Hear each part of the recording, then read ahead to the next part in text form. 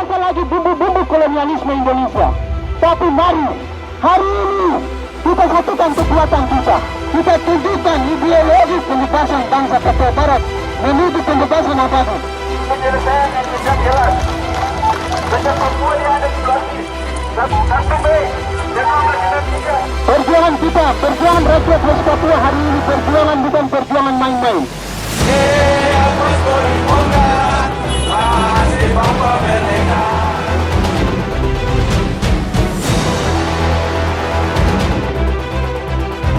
Bendera bintang kejora berkibar depan Gor Cendrawasih.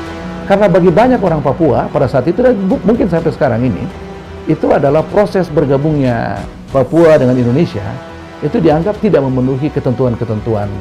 Anak-anak muda Papua itu mengerti ya, ada peristiwa-peristiwa sejarah yang tidak ditulis di dalam sejarah integrasi Papua versi Indonesia. Mereka mencari sendiri.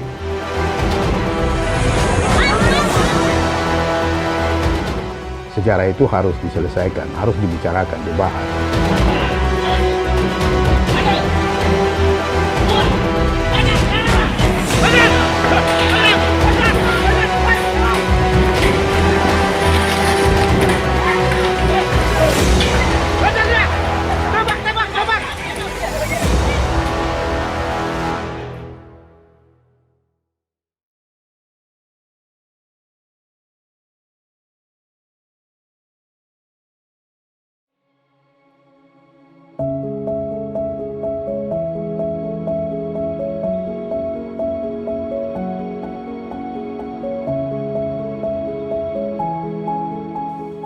Ada ungkapan bahwa sejarah selalu ditulis oleh pemenang.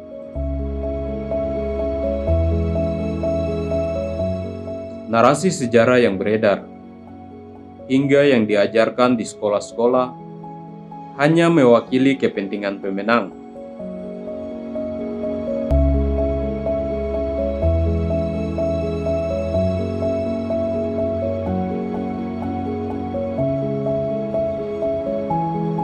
Ini terjadi di banyak tempat, termasuk Papua.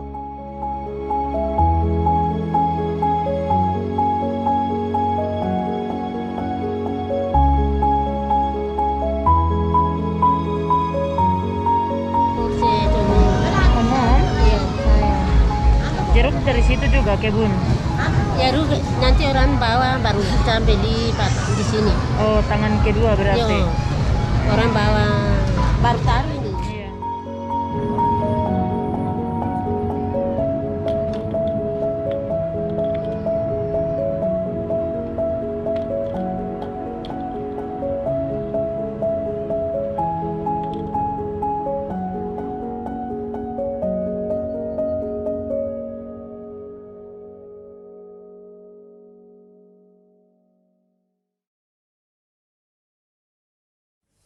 Nanti tanggal 1 Mei jam 12.30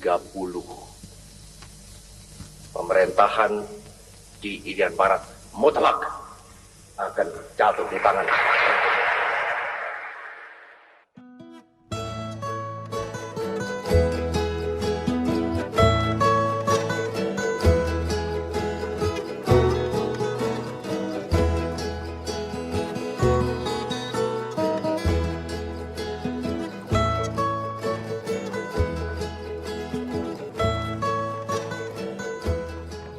Bagi Indonesia, kontroversi status Papua menjadi bagian dari Indonesia sudah selesai sejak diselenggarakannya PPRA atau Penentuan Pendapat Rakyat tahun 1969. Meski demikian, hingga hari ini tak sedikit yang mengkritik PPRA, sebab proses pelaksanaan PPRA dinilai penuh kejanggalan.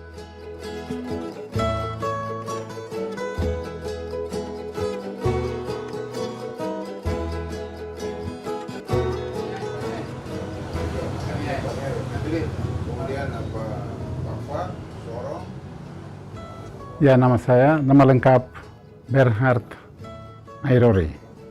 Saya lahir di Kurudu, tetapi saya tidak tahu tanggal lahir. Cuma saya tahu dari tanggal baptis itu jadikan sebagai tanggal lahir. Jadi saya dibaptis tanggal 3 Januari 1953. Nah itu jadikan sebagai patokan tanggal lahir. Bernard direkrut menjadi peserta Dewan Musyawarah Pepera tahun 1969. Saat itu, usianya belum genap 21 tahun. Usia yang diwajibkan bagi seluruh peserta Pepera.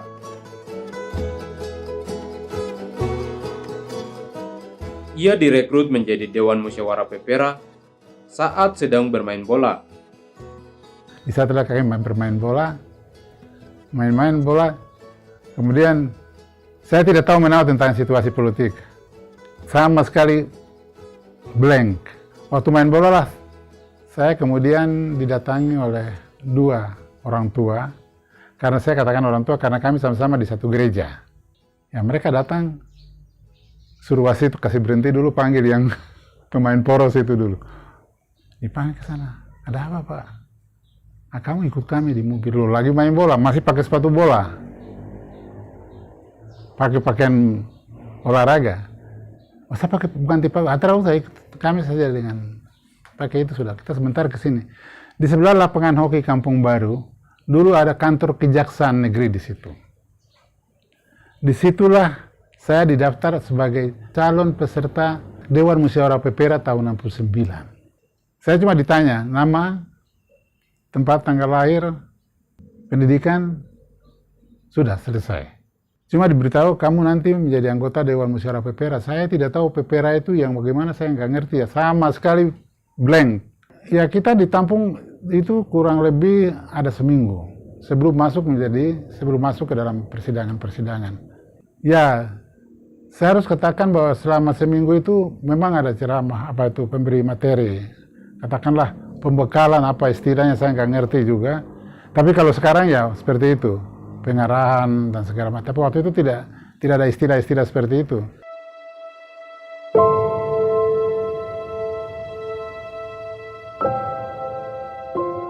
Tak ada one man one vote dalam Pepera. Hanya ada 1025 orang perwakilan dalam sidang Pepera, termasuk Bernard Airori.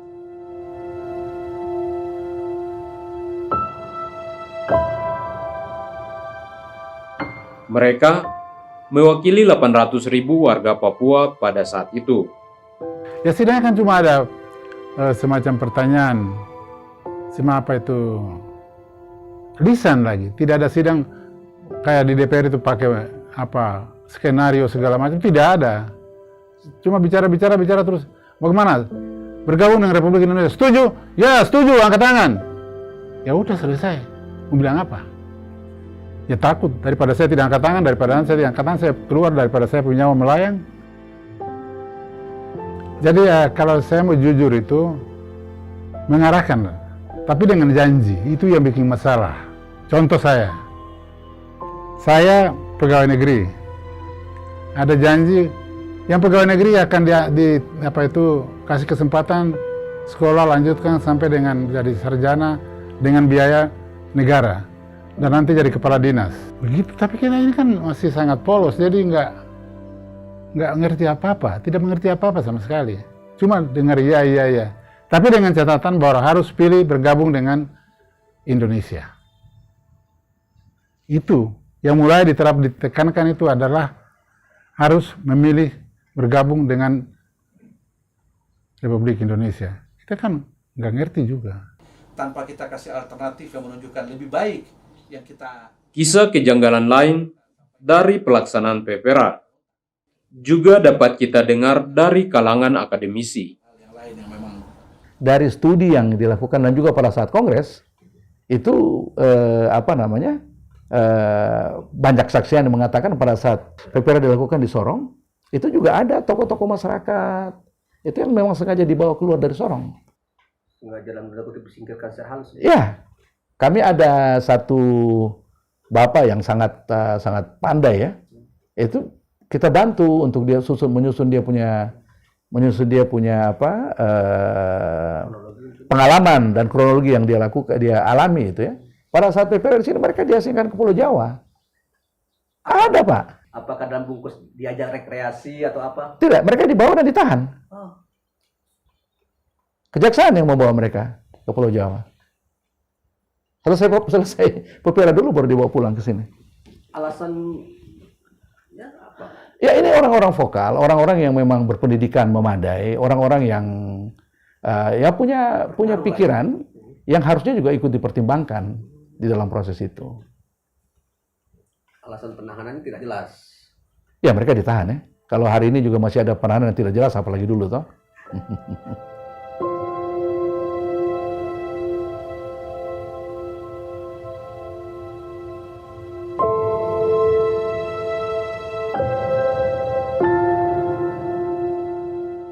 Saat film ini dibuat, kami sempat mewawancarai Philip Jacob Samuel Karma, atau yang lebih dikenal dengan Philip Karma, seorang aktivis Papua Merdeka.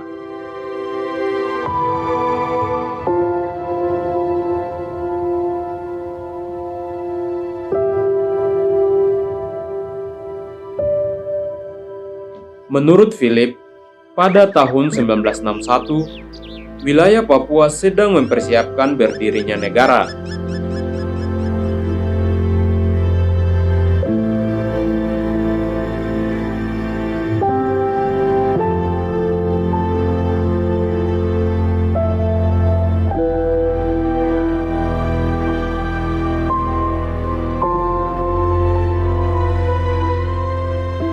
Saat itu, Parlemen Papua Barat New Guinea telah terbentuk.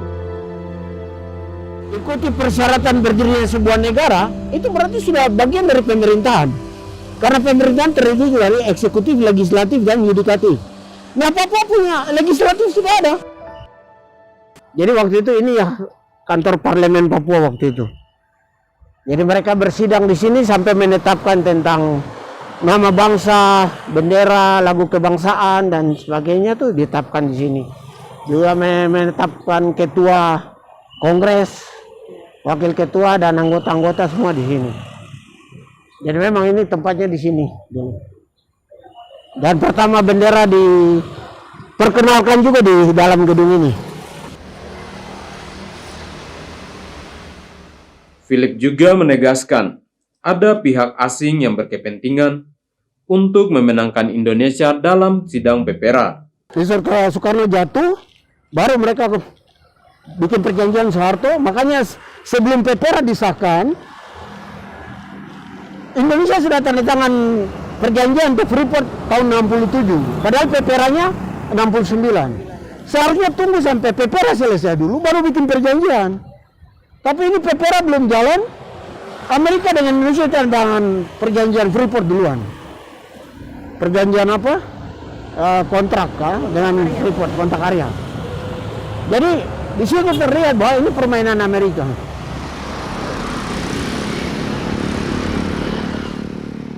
Dalam penulisan sejarah versi Indonesia, kisah-kisah kejanggalan pelaksanaan Pepera tak akan pernah ditemui. Namun, upaya mencari kisah sejarah versi berbeda tentu tak dapat dibendung. Ini kita bicara soal realita, soal fakta. Sejarah saja kamu masih belajar sejarah Indonesia, betul kan tidak? Hari ini sejarah Papua kamu tahu kan tidak? Itu fakta. Kan juga secara organisasi itu mendidik terutama itu rakyat bangsa Papua, atau lebih khusus itu anak-anak muda, bagaimana kita mendidik kemudian menjadi generasi garda terdepan, menjadi pejuang yang andal itu bagaimana. Karena itu pertama itu kita diskusi dengan anak-anak muda, kumpulkan mereka. Setelah itu kalau sudah ada kesepahaman bersama, melihat kemudian ada keseriusan dari mereka, lalu kita programkan untuk pendidikan. Jadi di pendidikan yang kita kasih itu benar-benar terserap pada generasi muda supaya mereka mewarisi perjuangan ini terus berjuang. Kematian makin meningkat di daerah dan pedalaman Papua. Dan anak-anak muda sekarang itu bukan anak muda yang seperti zaman dulu, mereka udah bisa berbahasa Inggris, mengakses media sosial. Mereka bisa mengetahui sejarah Papua dari internet, dari YouTube, dari blog, dari buku ya. Dan mereka memahami, mengerti bahwa PEPRA itu dilakukan tidak didasarkan atas kehendak bebas, ada tekanan, ada intimidasi. Yang kedua berasal dari cerita-cerita generasi sebelumnya. Misalnya ada nenek moyang mereka atau kakek mereka yang ikut di dalam Dewan Musyawarah PEPRA itu kan akan menceritakan. Itu kan menjadi cerita-cerita lisan ya yang diturunkan dari satu generasi ke generasi.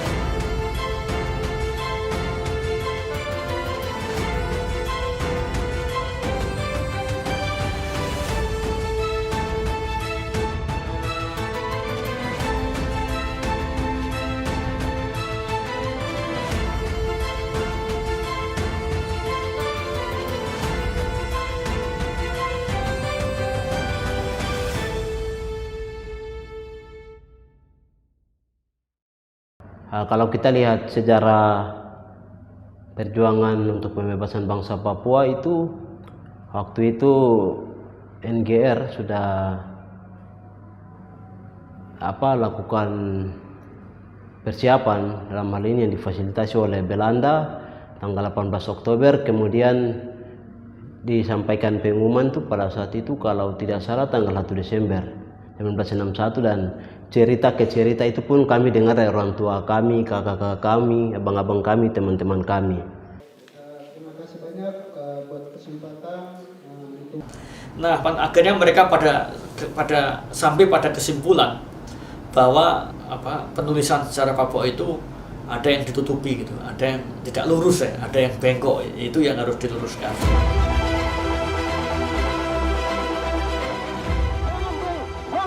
Lagi bumbu-bumbu kolonialisme Indonesia. Tapi mari hari ini kita satukan kekuatan kita. Kita tunjukkan ideologi pembebasan bangsa Papua Barat menuju pembebasan abadi.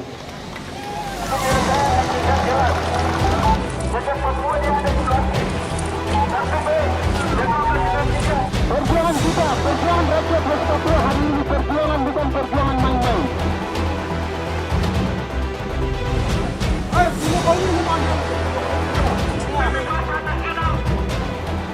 Bagi Indonesia, hasil PEPRA 1969 sudah final. Namun, lebih dari 5 dekade berlalu, PEPRA masih menjadi kontroversi bagi banyak kalangan di Papua. Bendera bintang kejora berkibar Labuan Gor, Cendrawasih. Kita melakukan pengibaran karena tanggal 1 Desember itu menurut kami rakyat bangsa Papua itu hari kemerdekaan. Tetapi kemerdekaan itu telah dicuri oleh orang-orang yang punya kepentingan atas tanah Papua ini. Sehingga kami lakukan pengibaran, kita mau sampaikan kepada dunia internasional, kemudian Indonesia, kalau rakyat bangsa Papua kami minta itu kemerdekaan yang telah dicuri, direbut itu.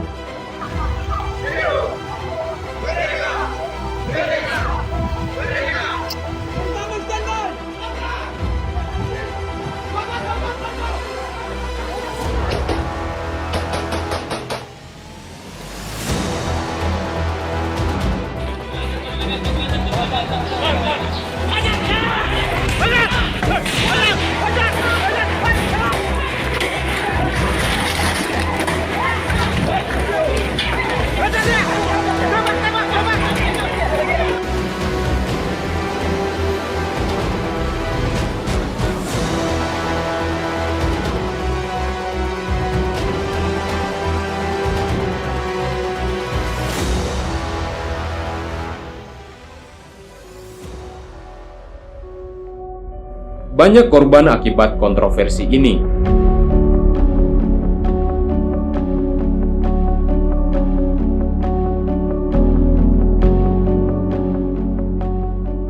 Undang-Undang Otonomi Khusus juga mengamatkan penyelesaian kontroversi sejarah. Saya sudah uraikan dia punya urutan itu. Dia pertama kali muncul itu dalam TAP MPR RI nomor 4 tahun 99. Terus kemudian dia muncul di dalam dokumen yang dibawa dari sini ke Jakarta. Itu diadopsi oleh Pansus di DPR RI dengan perubahan dari Komisi Pelurusan Sejarah menjadi Komisi Kebenaran dan Rekonsiliasi dengan wording seperti tadi saya bilang. Terus kemudian itu dibicarakan dengan pemerintah, disahkan sebagai Undang-Undang 21 tahun 2001. Harusnya dilaksanakan. Di dalam Undang-Undang Otsus itu disebutkan ada Komisi Kebenaran dan Rekonsiliasi, tapi itu sampai sekarang tidak dilakukan, tidak dibentuk ya.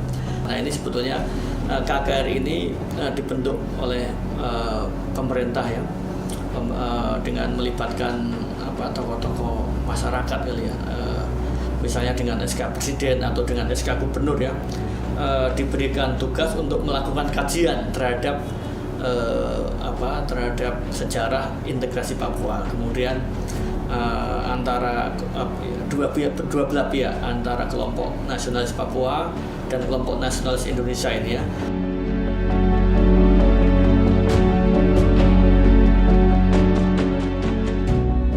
Pak Otsus kan katanya gitu solution memang betul untuk menyelesaikan persoalan tuntutan yang sangat bahaya itu kan berbeda. Kalau mereka sadar itu, ya sekarang harus mengisi Otsus 20 tahun lalu itu seperti apa? Ketika tahun 61 sampai 69 bagaimana pola-pola yang dilakukan itu, pelajari itu supaya jangan melakukan hal yang sama. Kenapa sekarang ada penolakan? Ya kita kembali lagi, 20 tahun ini sasarannya ke siapa? Kalau orang Papua kota Bakopi daerah sana belum paham, ya kau harus buat kebijakan, kau harus mengatakan sana jangan, sini dulu. Saat otonomi khusus gagal menyelesaikan kontroversi sejarah pada masa penerapan otonomi khusus, berbagai kekerasan dan pelanggaran HAM tetap terjadi.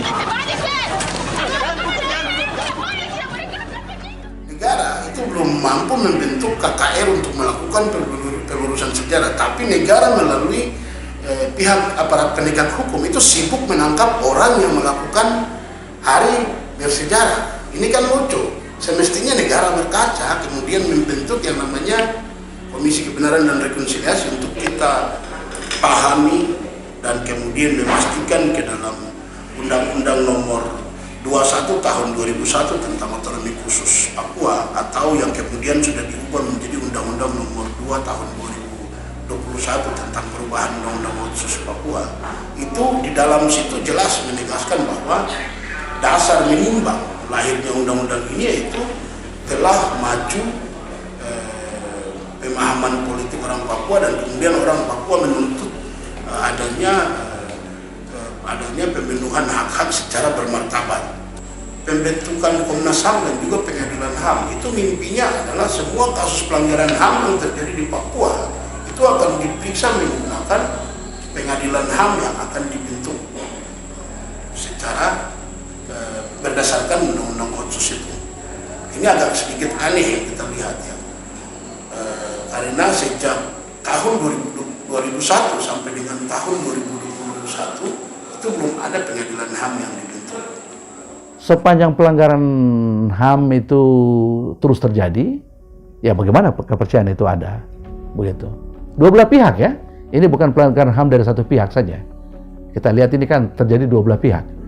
Kemudian yang kedua, sepanjang kesejahteraan itu tak kunjung datang, ya bagaimana bisa ada kepercayaan, begitu. Terus kemudian yang ketiga, dengan ada kebijakan-kebijakan yang tidak populer, bagaimana mau ada kepercayaan?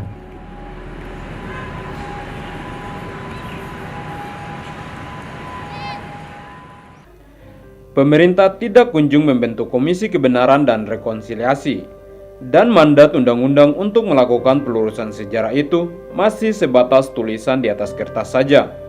Upaya lain kemudian ditempuh.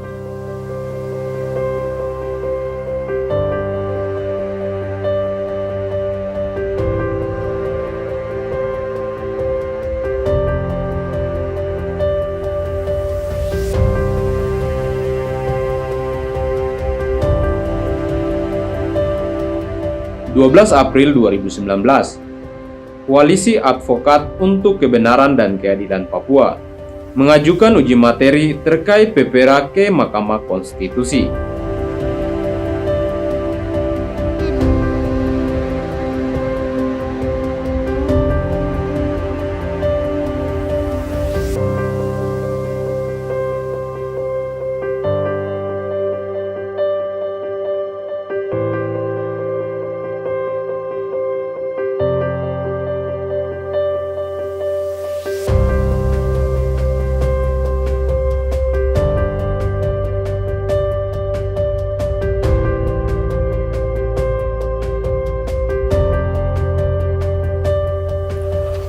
Sudah disimpan di loker semuanya. Untuk handphone taruh di bawah. Dalam hal para pihak, saksi, ahli, dan pihak lain akan menyampaikan pendapat di permohonan.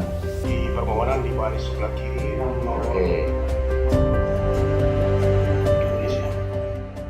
Keputusan Dewan Musyawarah Penentuan Pendapat Rakyat tersebut adalah sah dan final, tidak dapat diganggu gugat lagi oleh pihak manapun. Bahwa terhadap objek pengujian undang-undang ini, pemohon mempersoalkan konstitusionalitas rumusan konsideran Undang-Undang Nomor 12 Tahun 1999 karena didasarkan pada suatu keputusan yang inkonstitusional. Sejarah itu harus diselesaikan, harus dibicarakan, dibahas. Seperti fakta-fakta yang terjadi, cara merekrut orang untuk menjadi anggota Dewan Musyawarah PPRA, terlibat di dalam PPRA, tindakan-tindakan kekerasan yang dilakukan. Nah, semua itu harus dijelaskan supaya orang tahu bahwa integrasi politik yang terjadi pada tahun 1963 sampai dengan tahun 1969 itu memang ada tujuan-tujuan politik negara yang menyebabkan sehingga kejahatan-kejahatan atau kejadian-kejadian kekerasan itu terjadi. Itu harus dijelaskan dengan baik kepada rakyat supaya rakyat memahami. Apakah mereka mau menerima atau tidak, itu kan tergantung dari cara menjelaskan fakta-fakta itu. Itu yang tidak pernah dilakukan oleh pemerintah. Demikianlah inti yang menjadi permohonan. Setelah melalui serangkaian persidangan, MK akhirnya menyatakan permohonan para pemohon tidak dapat diterima karena MK menilai tidak terdapat persoalan kerugian hak konstitusional yang dialami para pemohon. Dengan pertimbangan itu, MK berpendapat para pemohon tidak memiliki kedudukan hukum untuk bertindak sebagai pemohon dalam permohonan akuo. Hadirin dimohon berdiri.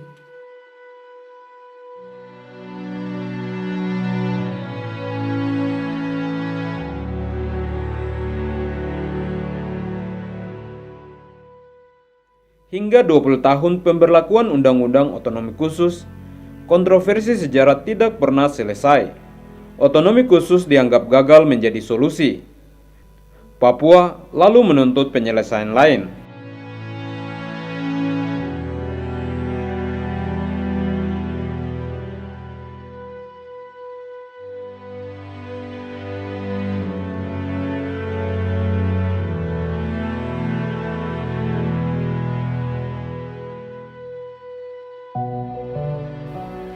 Pemerintah justru memberlakukan kebijakan otonomi khusus jilid 2 dengan menerbitkan Undang-Undang Otonomi Khusus Nomor 2 Tahun 2021 dan pemekaran wilayah di tanah Papua. Keadilan di tanah Papua seakan jauh panggang dari bara api.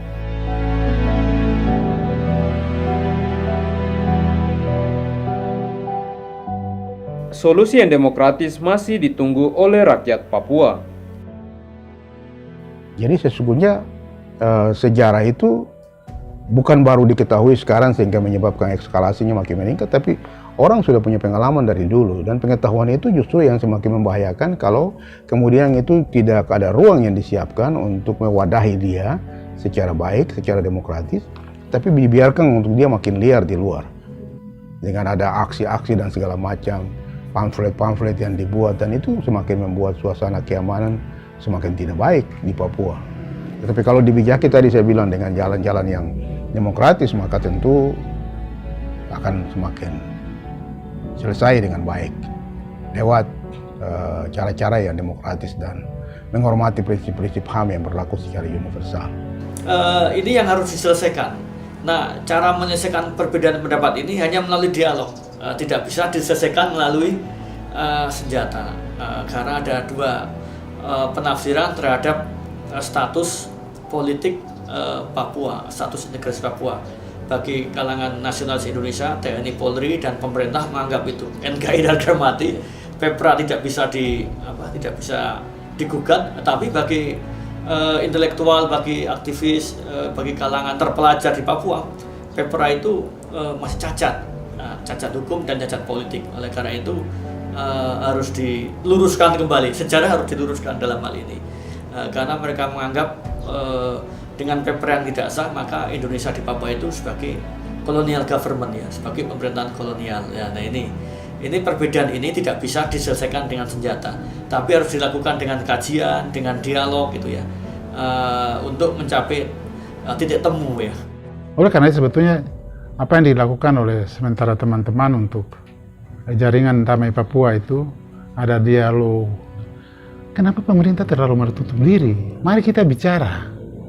Apa sih susahnya? Kita bicara baik itu pelaku sejarah maupun mereka yang sekarang katakanlah berseberangan dengan pemerintah. Kita bicara. Kenapa Aceh bisa? Kok Papua tidak bisa? Why not?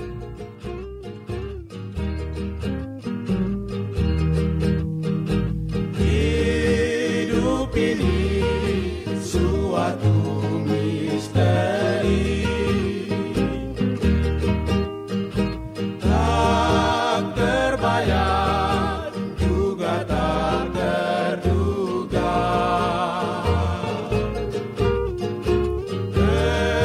Beginilah kenyataan ini. Aku terkurung di dalam duniaku yang ku